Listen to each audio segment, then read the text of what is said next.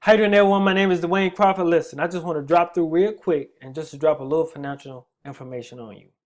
And here's a big backstory behind this information and why I wanted to share it with you. So today I went to the car wash, of course, to get my truck washed. And while I was there, this young lady sitting next to me, and we started a conversation. And in that conversation, we got to talk about retirement. And she told me that, listen, I have to go back to work because Social Security is not enough to support me. She told me that Social Security is not enough to support her, so she has to go back to work. Now think about it. She's receiving Social Security. So kind of telling you that she's up in age. All right. So, and this is why I said it's important that people understand this. All right. So as you can see the slide in front of you, how many people rely on Social Security for the most of their income? All right. So look at these numbers. It says here, nearly 90% of people 65 and older get Social Security. Nearly 2 in 3, 65%, get half or more of their income from Social Security. And about 1 in 3, 36%, get almost 90% or more of their income from Social Security. Did you see those numbers? Did you see those numbers? Here's the crazy thing about those numbers.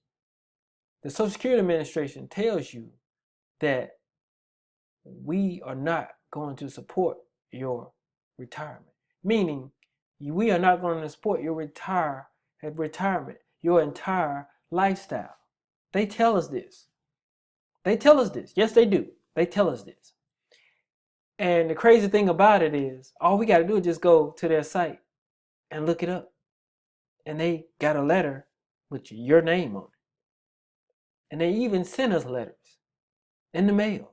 So I got home. You know what? I said, let me do it. I want to show people this information because it's very important that they understand it. So I got home. I went to my Social Security Administration website, our Social Security Administration web, and I pulled up my statement.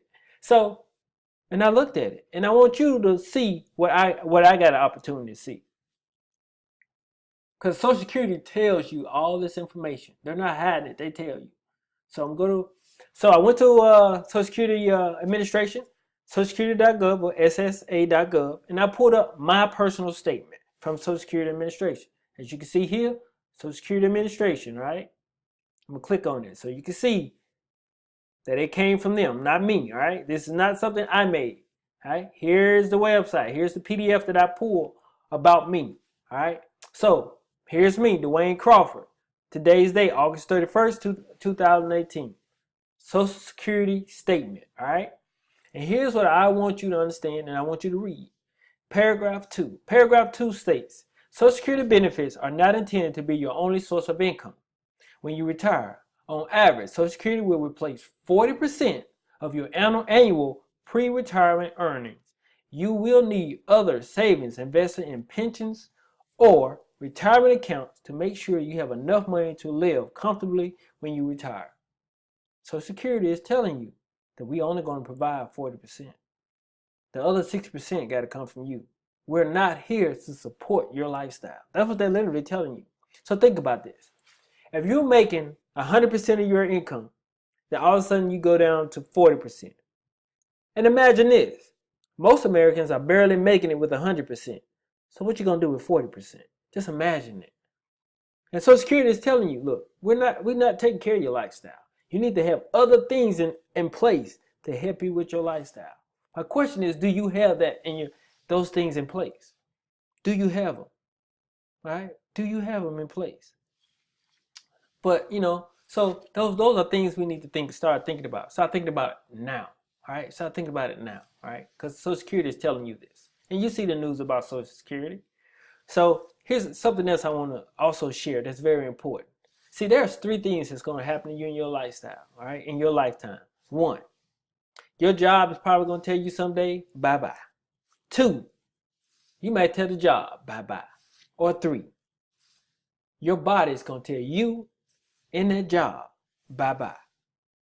So what I'm trying to tell you here is that you cannot always work for your money. You must have money working for you. You got to have assets that's generating money to bring in that supports your lifestyle.